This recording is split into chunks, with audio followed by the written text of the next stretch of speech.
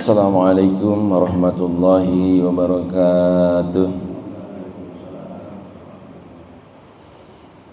Innal hamdalillah nahmaduhu wa nasta'inuhu wa nastaghfiruh wa na'udzu billahi min shururi anfusina wa sayyiati a'malina. May yahdihillahu fala mudhillalah wa may yudlil fala hadiyalah. Asyhadu an la ilaha illallah wahdahu la syarikalah wa ashhadu anna Muhammadan abduhu wa rasuluh la nabiyya ba'dah.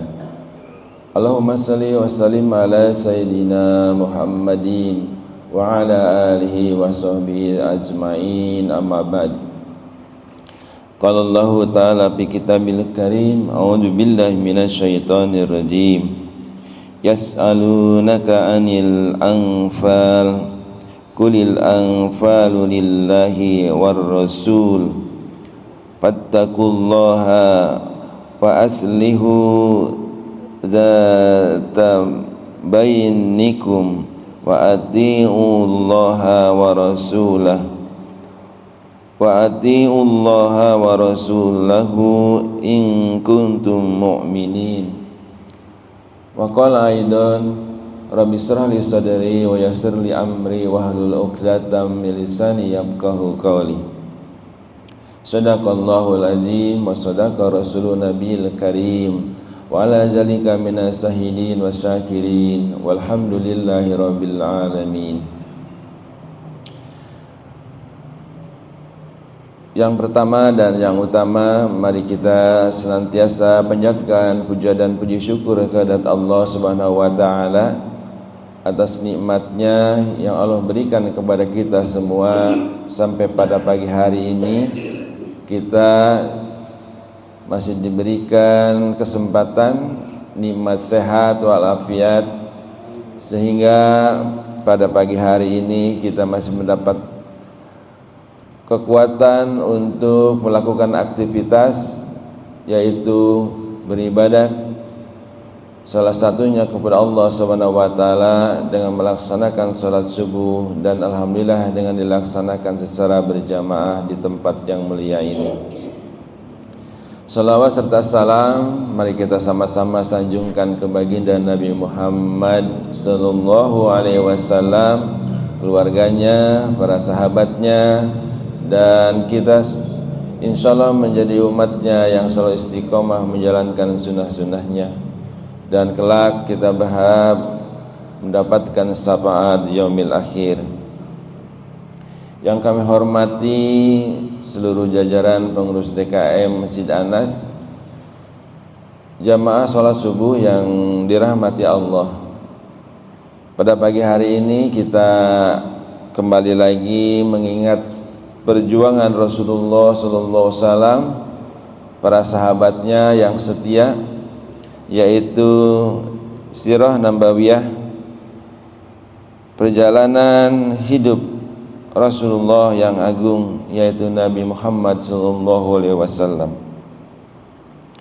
Pada pagi hari ini kita akan kembali mengingat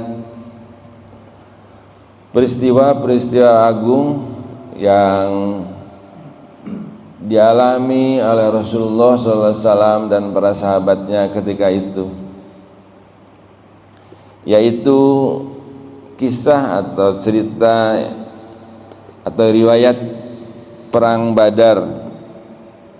Akan tetapi saya ingin, sebenarnya ini sudah disampaikan pada waktu-waktu lalu, tapi tidak salahnya kalau kita mengingat kembali sedikit bagaimana hikmah sesungguhnya dari perang Badar ini. Mungkin banyak sekali hikmahnya, akan tetapi sedikit saja yang dapat kita ungkap pada pagi hari ini, sebagaimana kemampuan dan sejauh mana kita dapat memandang diberikan ilmu pengetahuan oleh Allah Subhanahu wa taala. Pada pagi hari ini kita akan sama-sama melihat perang Badar ini dari sisi Al-Quran, bagaimana pertempuran atau tema dari pertempuran perang Badar sesungguhnya. Sedikit barangkali kita mengingatkan bahwa pada saat itu seolah-olah tidak sengaja untuk melaksanakan atau untuk terjadinya perang Badar itu, karena maksudnya dari rombongan kaum muslimin pada waktu itu hanya ingin mencegat kafilah kaum Quraisy yang dipimpin oleh Abu Sufyan yang kembali dari Sam. Tapi Allah mentakdirkan lain, bahwa rombongan Rasulullah pada saat itu tidak siap dengan persenjataan yang lengkap. Dia hanya 300 orang saja berangkat menuju Badar. Akan tetapi dari pihak kaum Quraisy, yaitu kaum Quraisy yang ada di Mekah, justru sebaliknya, dengan menerima berita bahwa kaum muslimin siap menuju Badar untuk menghalang kafilah yang pulang dari Sam, mereka justru mengumpulkan persenjataan yang lengkap dengan armada yang begitu banyak atau prajurit yang begitu banyak. Hampir 1.300 berangkat prajurit dari Mekah untuk menghadapi kaum muslimin yang hanya sekitar 313 orang saja.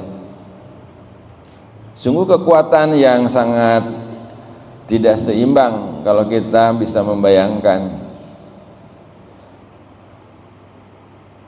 Akan tetapi 1.300 orang Quraisy itu pada akhirnya tidak semuanya ikut, karena ada beberapa dari kelompok yang tidak mengharapkan sebuah pertempuran atau peperangan, mereka kembali ke Mekah. Akan tetapi pimpinan musyrikin Quraisy ini yang dipimpin oleh Abu Jahal dengan segala kesongkakannya, kesombongannya, tetap bertahan untuk bisa mengepung kaum muslimin dan kalau bisa dihabiskan semuanya.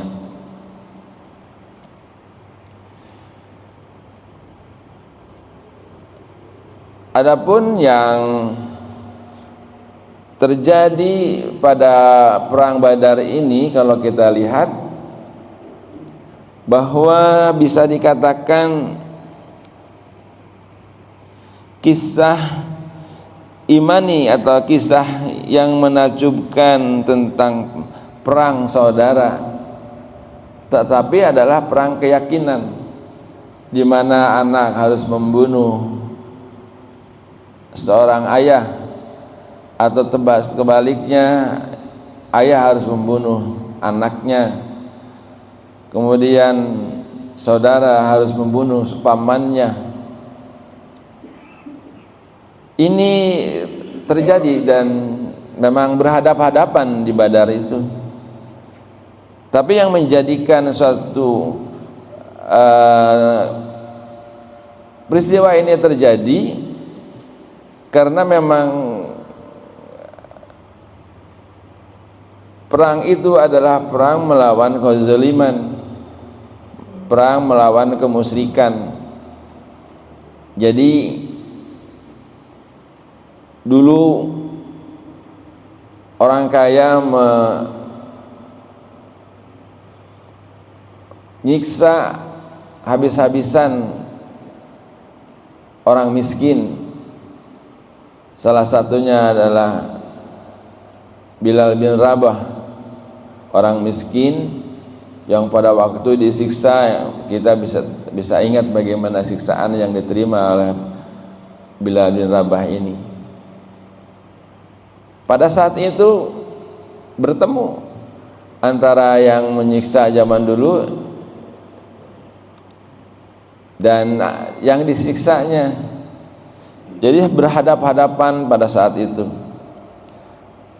Tapi atas dasar iman, maka kaum muslimin menghadapi kaum musyrikin Quraisy ini dengan segala kekuatan yang ada padanya dan keyakinan kepada Allah Subhanahu wa taala, yang akhirnya peristiwa ini Allah tunjukkan bahwa peristiwa yang sangat fundamental, bahwa kaum muslimin yang meyakini Allah Subhanahu wa taala dan Nabi Muhammad sallallahu alaihi wasallam sebagai rasulnya, hingga akhirnya memenangkan pertempuran ini. Badar sebagai simbol kemenangan bagi kaum muslimin.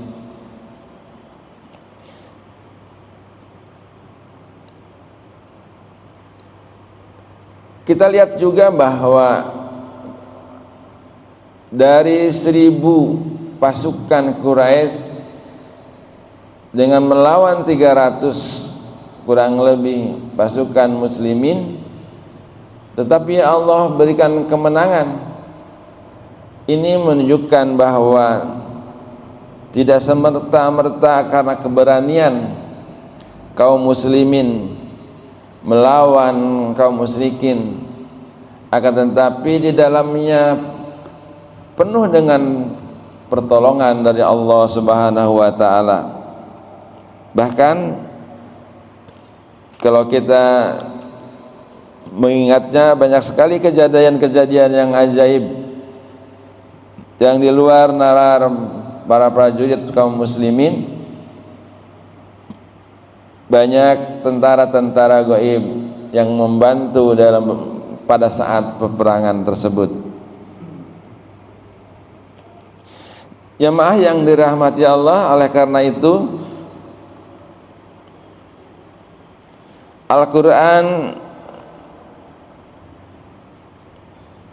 dalam hal ini menjelaskan mengenai tema pertempuran ini dengan turunnya surat An-Anfal yang baru saja saya bacakan tadi di ayat yang pertama.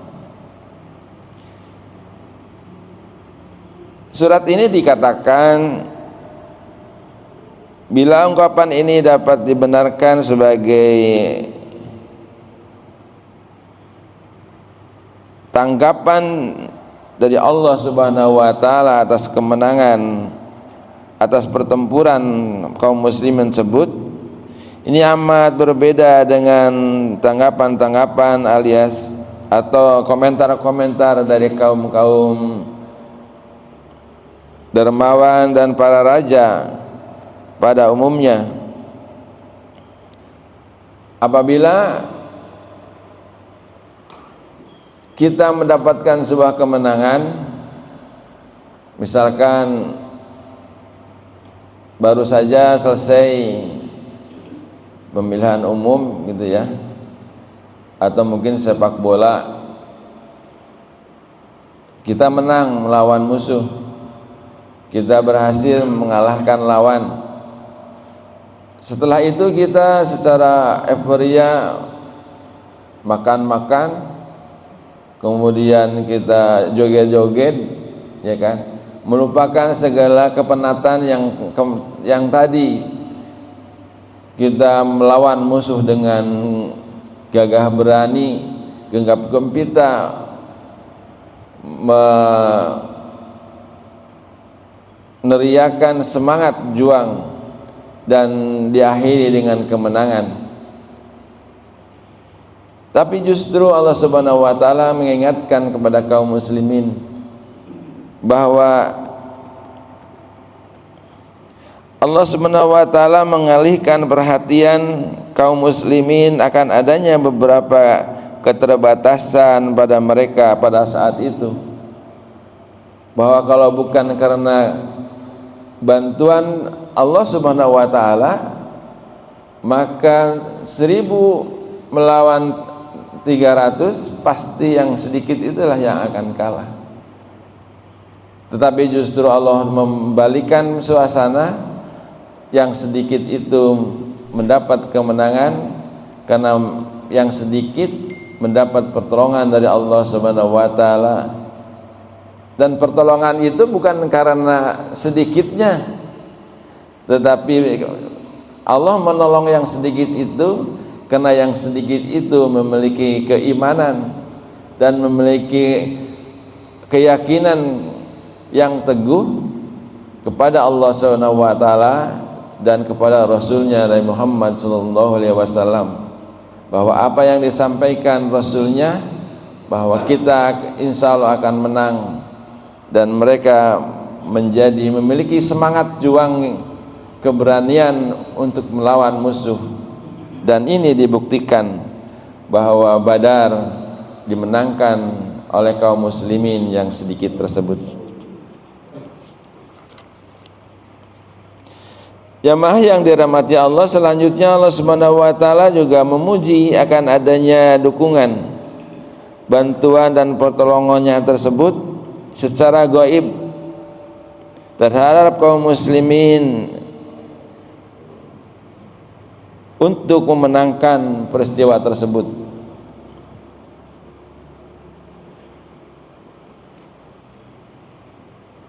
Oleh karena itu mereka tidak terkecoh oleh keberanian dan kepahlawanannya. Mereka hingga melihat sifat-sifat congkak dan sombong di dalam diri mereka, bahkan agar mereka bertawakal kepada Allah Subhanahu wa taala yang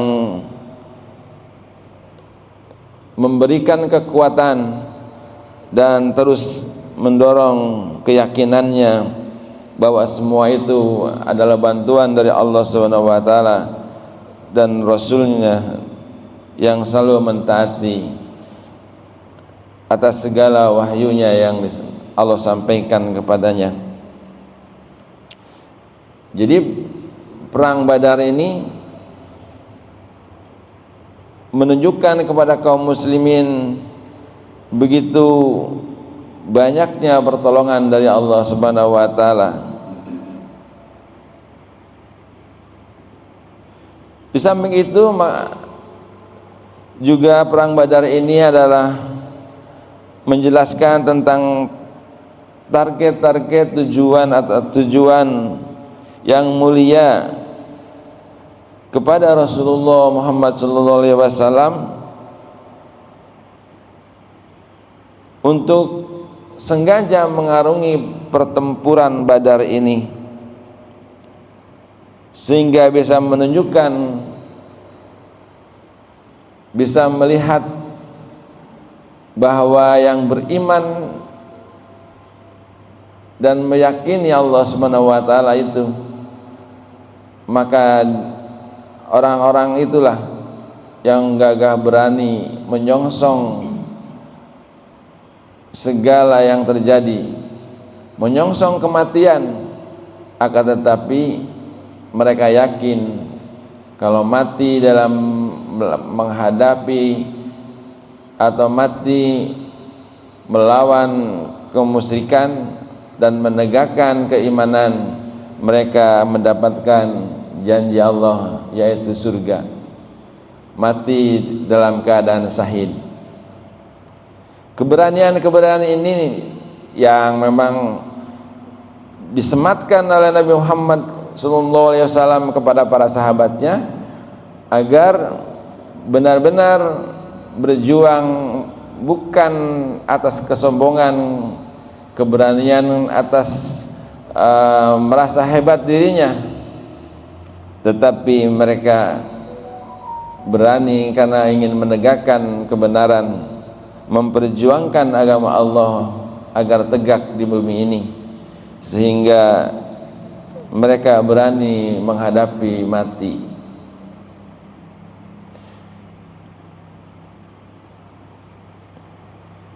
Juga perang Badar ini memisahkan siapa yang sesungguhnya memiliki keimanan yang kuat dan siapa yang masih ragu. Ada beberapa sahabat Rasulullah SAW ketika mau berangkat perang, akhirnya tidak ikut perang karena memang rasa takut yang ada di dalam dirinya dan memilih kembali ke rumah masing-masing.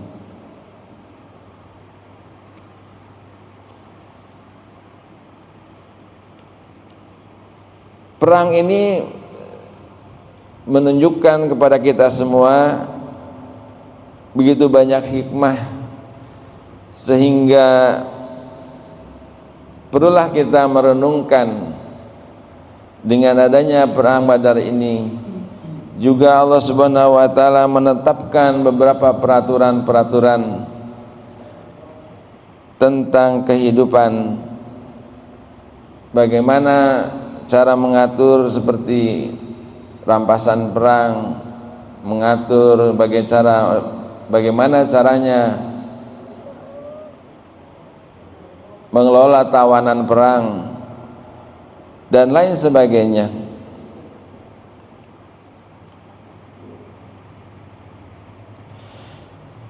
Sebagaimana kita ketahui bahwa dijelaskan di dalam kejadian perang Badar ini, Al-Quran menyoroti tentang adanya mensyariatkan bagaimana mereka menetapkan undang-undang perang, kemudian kedamaian, sesuatu yang memang amat dibutuhkan setelah masuknya dakwah Islamiyah pada fase ini, sehingga peperangan-peperangan yang dilakukan oleh kaum muslimin memiliki keistimewaan tersendiri dibanding peperangan-peperangan kaum jahiliyah sebelumnya. Kaum muslimin unggul di dalam akhlak, norma-norma dan suri teladan. Dengan demikian dunia menjadi yakin bahwa Islam bukanlah sekedar paham pemikiran tertentu, akan tetapi Islam adalah agama yang menggembleng penganutnya dengan praktek dan berlandaskan dasar-dasar serta prinsip-prinsip yang diseru oleh Allah Subhanahu wa taala. Jamaah yang dirahmati Allah, perang Badar ini memang sangat monumental dan memiliki hikmah yang banyak tadi. Di antaranya bahwa orang kaum muslimin setelah perang Badar tidak sukacita mengatakan bahwa ini adalah hasil karya karena keberanian dan kepandaiannya hingga menjadi congkak dan sombong. Akan tetapi mereka pulang dengan rasa syukur kepada Allah Subhanahu wa taala karena meraih kemenangan. Dan pada saat itu memang bertepatan juga pada akhir dari bulan Ramadan di tahun kedua Hijriah.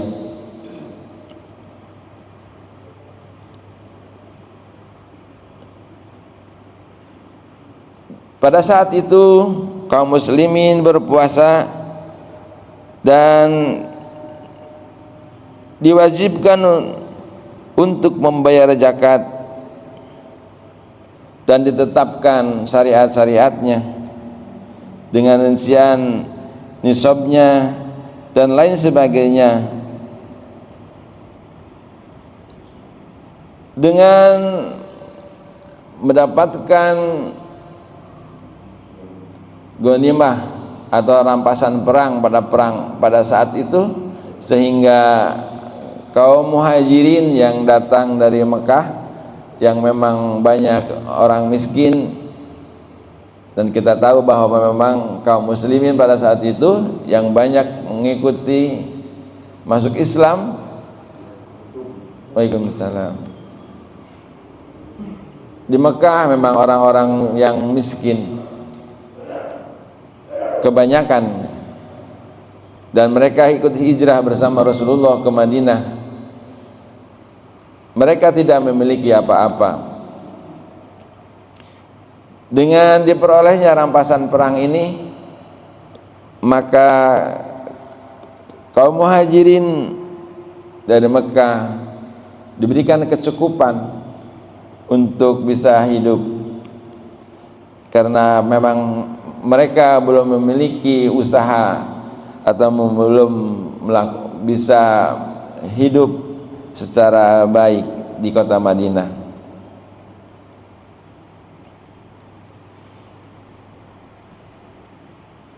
Dengan dinyatakan oleh Allah Subhanahu wa taala di dalam Al-Qur'an yang sebagaimana saya sebutkan tadi di surat An-Anfal, kalau kita melihat asbabul nuzul dari surat An-Anfal ini, ayat ini memiliki aturan atau berisi aturan-aturan pembagian harta rampasan perang. Ini turun berkaitan dengan perselisihan di kalangan pasukan muslim ketika mendapat rampasan perang. Semua pihak merasa lebih berhak mendapatkan bagian daripada yang lainnya. Kita mengetahui pada saat perang terjadi, prajurit-prajurit ini dan sahabat-sahabat ini tugasnya kan beda-beda. Ada yang melindungi Rasulullah, ada yang menjadi panglima, ada yang menyiapkan perbekalan, ada yang menyiapkan persenjataan, mensuplai kebutuhan pangan. Banyak sekali tugas-tugas. Begitu selesai perang, ghanimahnya banyak sekali, dan pada saat mulai pasukan musuh kalah, maka kaum muslimin mulai mengumpulkan ghanimah tersebut atau rampasan perang tersebut. Dengan merasa tugas mereka yang menjadikan yang pertama atau yang utama, maka mereka merasa bahwa oh itu lebih baik daripada, misalkan saya lebih baik daripada Pak Heri gitu kan, karena tugas saya melindungi Rasulullah gitu. Begitu juga yang lainnya, sehingga jadi perdebatan di antara mereka. Misalnya saja kita di sini disampaikan adalah oleh Ubadah bin Smith berkata, kami bertolak bersama Nabi Rasulullah SAW untuk terlibat dalam perang Badar. Kedua pasukan muslim dan musyrik terlibat pertempuran sengit, sampai pada akhirnya Allah Subhanahu wa taala membantu pasukan muslim untuk mengalahkan pasukan musuh.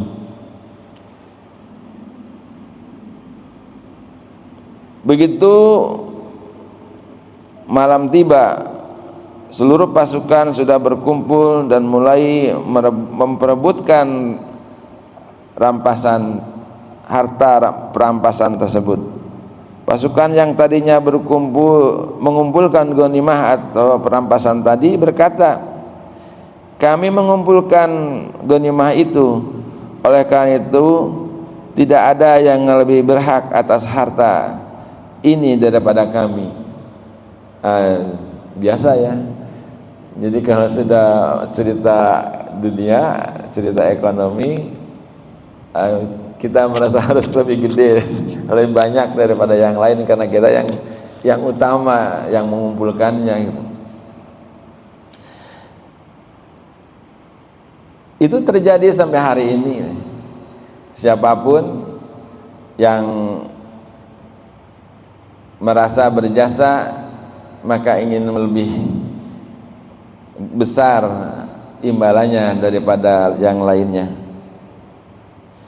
Menghadapi perkataan mereka, pasukan yang lain yang bertugas berkata, kalian tidak lebih hak dari kami, kamilah yang mengusir musuh dan memberi kalian kesempatan untuk mengumpulkannya.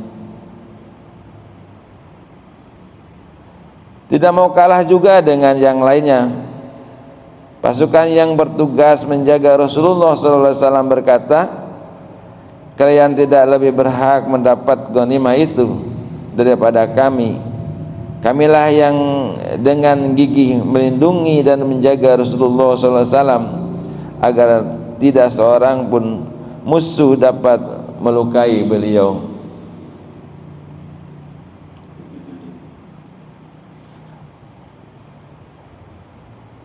Oleh karena itu Allah Subhanahu wa taala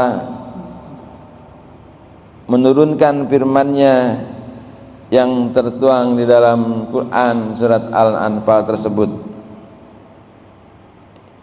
yang isinya adalah aturan-aturan bagaimana cara membagi harta rampasan perang tersebut.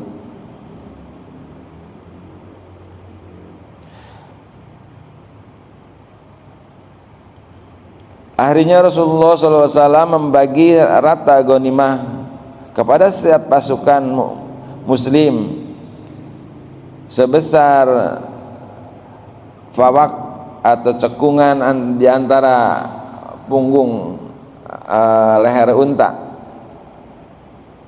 Selain itu Rasulullah juga memberi tambahan sebesar 1/4 bagian kepada pasukan yang menyerang pasukan musuh di wilayah mereka, yakni yang menyerang pertama kali, untuk membuka jalan bagi pasukan berikutnya. Begitu juga Rasulullah SAW kembali dan semua pasukan sudah kelelahan, beliau memberi tambahan lagi sebanyak 1/3 bagian, yakni kepada pasukan yang bertugas mengejar dan menghabisi musuh usai puncak pertempuran. Beliau sendiri tidak suka mengambil harta rampasan. Beliau juga berpesan, sebaiknya orang yang berkecukupan mau menyedekahkan sebagiannya kepada orang lain. Dalam riwayat lain disebutkan bahwa sebab nuzul ayat ini adalah peristiwa berikut.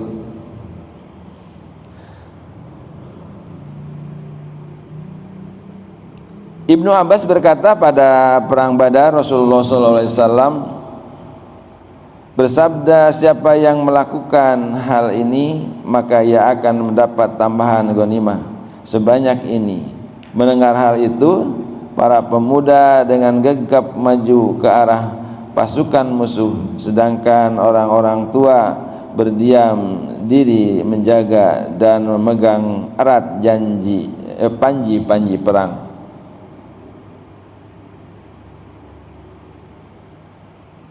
Ketika Allah memberikan kemenangan kepada mereka, orang-orang tua itu berkata, kami siap sedia mendukung kalian.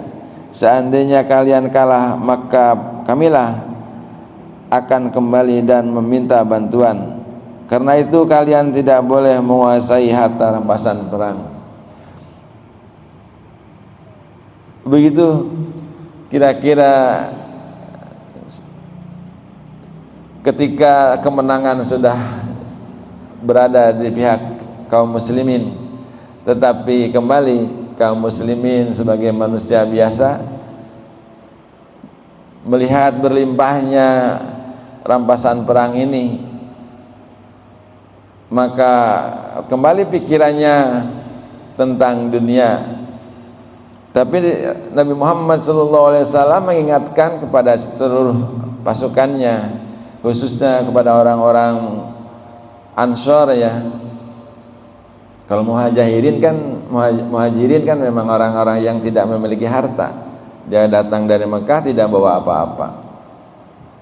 Maka begitu tadi, apakah itu pamannya, ataukah itu anaknya, atau itu mertuanya yang berangkat dari Mekah bawa perbekalan yang banyak, bawa unta yang banyak. Karena kita ketahui bahwa pada saat akan terjadi pertempuran itu, mereka sudah melakukan makan yang berpesta. Setiap hari memotong 9 ekor unta sampai 10 dan hari berikutnya. Mereka betul-betul berpesta pora. Maka banyak sekali rampasan perang tersebut.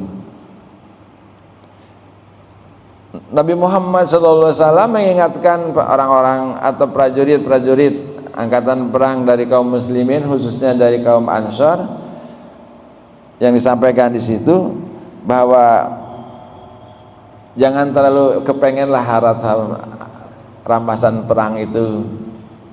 Kalau kita merasa memang sudah cukup, maka berikanlah kepada orang-orang yang memerlukannya.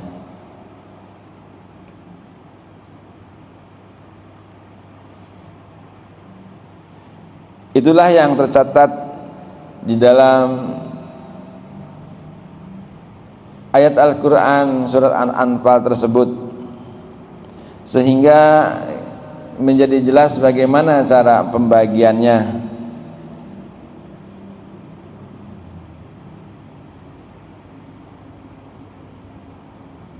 Ketentuan Allah SWT yang akhirnya mendatangkan kebaikan bagi mereka semuanya.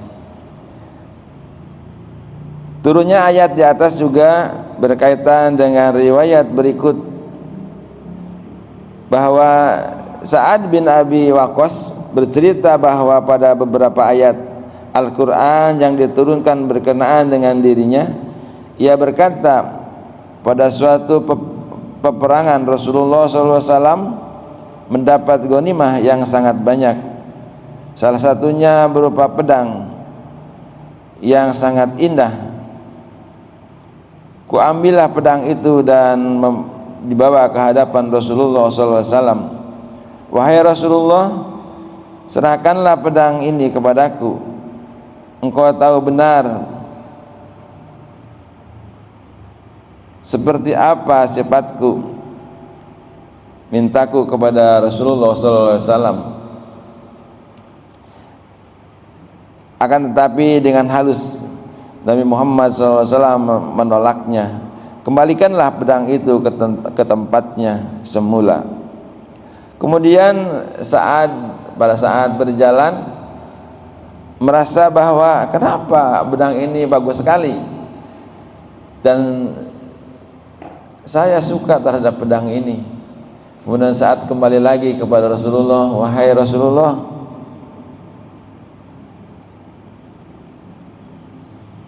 serahkanlah pedang ini kepadaku, mintaku. Rasulullah tetap pada pendiriannya dan menjawab dengan suara keras, kembalikan pedang itu ke tempatnya semula. Berkait dengan peristiwa ini, Allah menurunkan ayat Yas'alunaka 'anil anfal tersebut.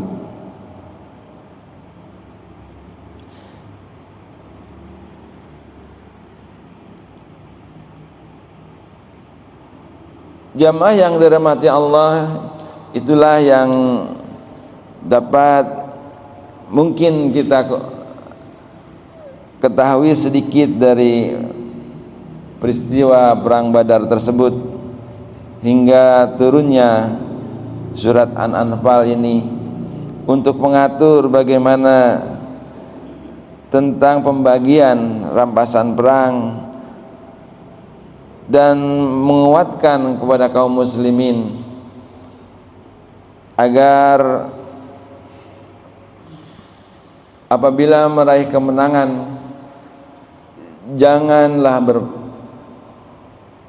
justru kemenangan itu dianggap sebagai hasil karyanya karena keberanian, kepandaiannya, kesombongan yang menjadikan kita sombong dan congkak, merasa kita yang paling hebat.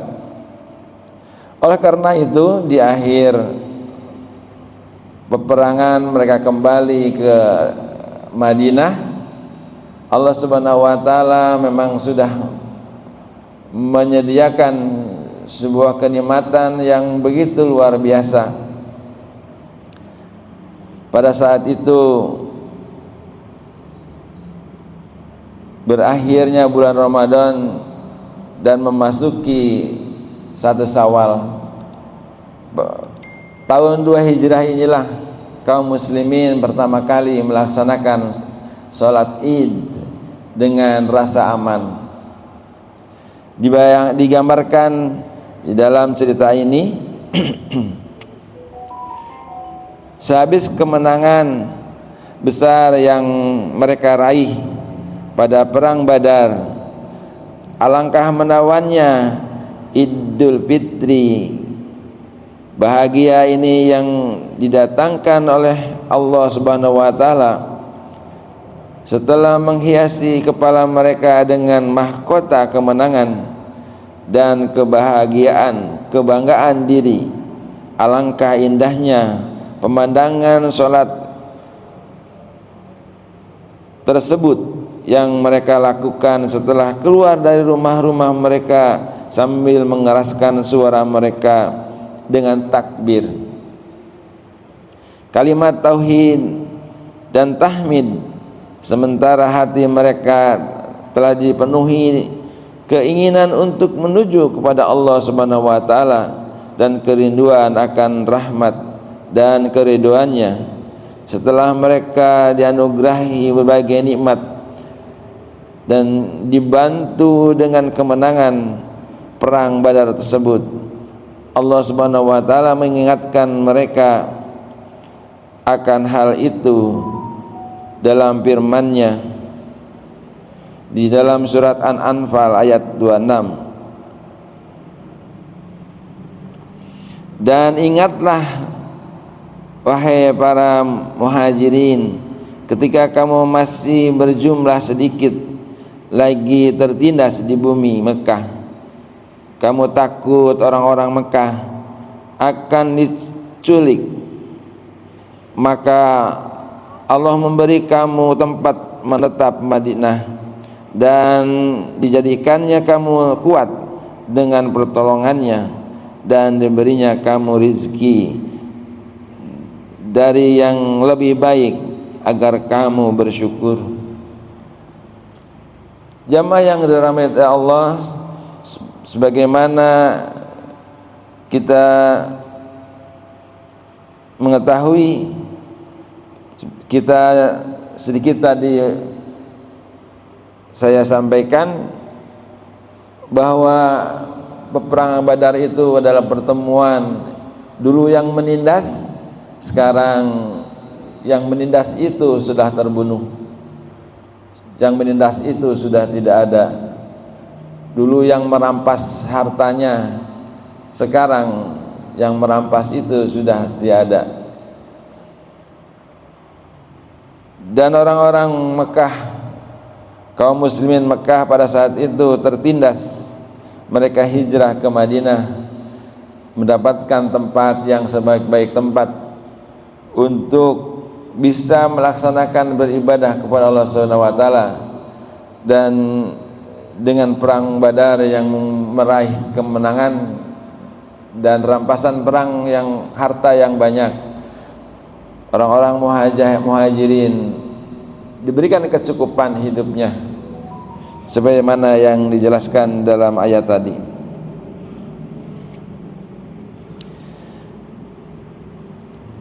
Jamaah yang dirahmati Allah, di dalam ayat 26 tadi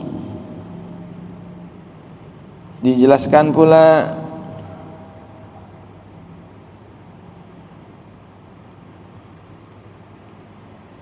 bahwa Allah mengingatkan kaum muslimin pada nikmat Allah yang telah diberikan kepada mereka pada peristiwa hijrah. Saat itu mereka berhijrah dari Mekah ke Madinah berjumlah sedikit, dan mereka termasuk golongan yang tertindas.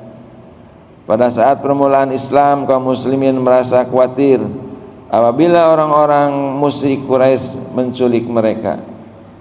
Jadi pada saat itu orang kaum muslimin yang berada di Mekah itu, khususnya orang-orang miskin, orang-orang lemah, sangat takut kepada orang-orang kaya yang musyrik.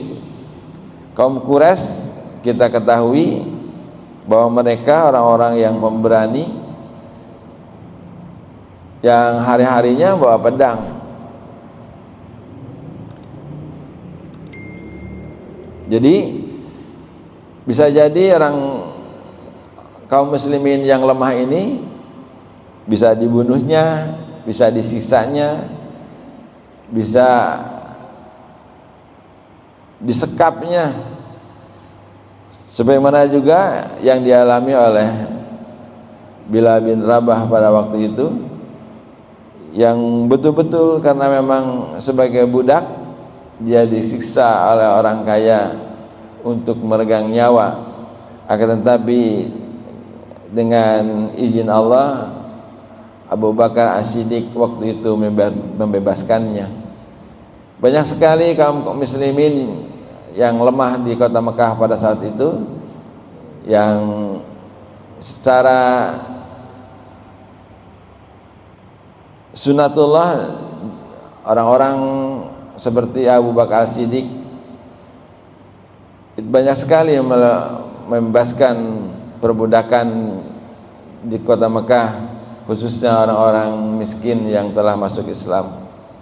Dengan seperti itu, maka kini orang-orang muhajirin di kota Mekah sudah banyak dan memiliki perekonomian yang bagus, sebagaimana juga orang-orang muhajirin Abdurrahman bin Auf yang hobinya memang pedagang, menjadikan orang yang seperti disampaikan di dalam Al-Quran bahwa Abdurrahman bin Auf masuk surganya paling belakangan karena begitu banyaknya harta yang harus dihitung dan apakah betul dipergunakannya. Tapi Allah sudah menyampaikan kepada Rasulnya bahwa Abdurrahman bin Auf masuk surga. Jamaah yang dirahmati Allah, itulah yang dapat kita bahas pada pagi hari ini, sekilas tentang bagaimana perjuangan kaum muslimin dengan ditetapkannya Badar sebagai peristiwa yang agung yang menguatkan kaum muslimin, khususnya Rasulullah SAW dan para sahabatnya, untuk tegak berdiri menegakkan Islam. Dan akhirnya dengan itulah kaum muslimin menjadi kuat, dan seluruh manusia dan para raja yang berada di sekitar Mekah pada waktu itu mengakui kebenaran agama Islam dan mengakui kekuatan Islam sudah tumbuh dan diperhitungkan. Itu saja barangkali yang dapat kami sampaikan pada pagi hari ini. Mudah-mudahan kita mendapatkan hikmahnya untuk tetaplah berada di dalam Islam dan tetaplah berbuat baik, karena kebaikan insya Allah dibalas dengan kebaikan, dan kebaikan tidak lain adalah menyelamatkan kita hidup di dunia wal akhirah. Mari kita tutup pertemuan kita dengan membacakan doa kafarat majelis. Subhanakallahumma wa bihamdika asyhadu an la ilaha illa anta astaghfiruka wa atubu ilaik. Kurang lebihnya kami mohon maaf. Bila taufik wal hidayah. Assalamualaikum warahmatullahi wabarakatuh.